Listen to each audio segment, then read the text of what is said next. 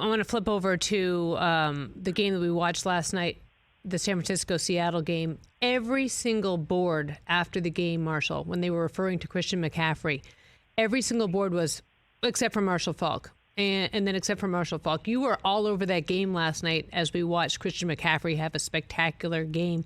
What do you see when you watch this kid play? Just a lot of what I did, a lot of how I was used. Kyle is doing a great job at finding ways to get him the ball, not just allowing them to key on him as a runner. And he's a smart player. He's not taking, he gets the necessary yards, and he's not taking hits, understanding that he's a focal point of this offense. And we're watching him. You would think that he's been in camp with them the whole time. That's not even the case. This was a trade that happened not too long ago. But he's very astute. He and I, we have dialogue. We'll text back and forth, and he'll ask me things, and I'll check on him every once in a while. He was really vocal about you reaching out to him and about him reaching out to you. Yeah. So what was that conversation like? What did you tell him? Yeah, it's easy to have a good year.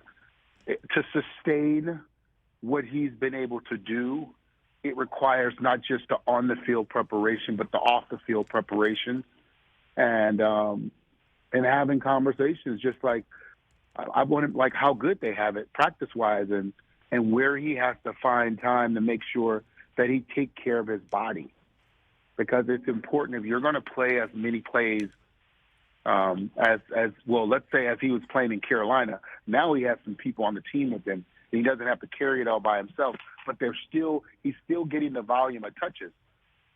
I just want to make sure that he's doing the right things.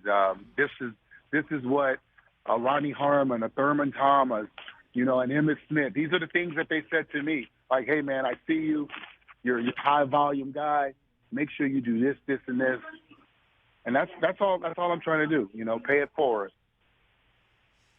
You think that the 49ers can win the Super Bowl with Brock Purdy? I'm gonna say yes. I mean, how can we not? When you look at what Kyle is doing, now the question is this here: Can Kyle Shanahan keep dialing up plays to get guys wide open? And the contested throws that he's making, the 50-50 balls the receivers are getting. Now, last night Diggs dropped a game-changing interception. He just dropped it, but it didn't rattle. It didn't rattle Purdy.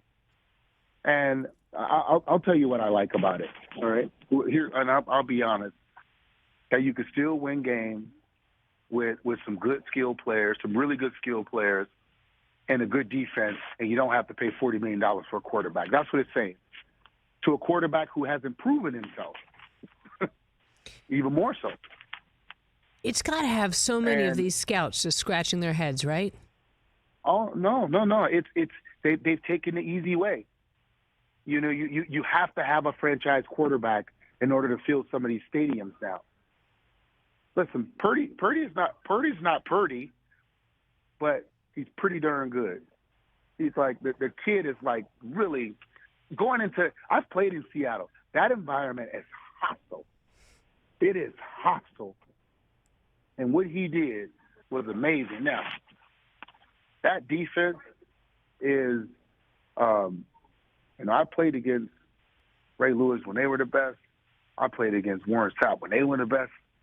Man, the talent that they have, the speed in which they play with, it is awesome to watch. And here's what I'm going to say. I'm going to put this out there already. If the NFL allow these owners and GMs to not offer DeMeco Ryans a job this year, it's a tragedy. It is a tragedy. Catch the Rich Eisen Show every single day on the Roku channel, 12 to 3 Eastern, for free.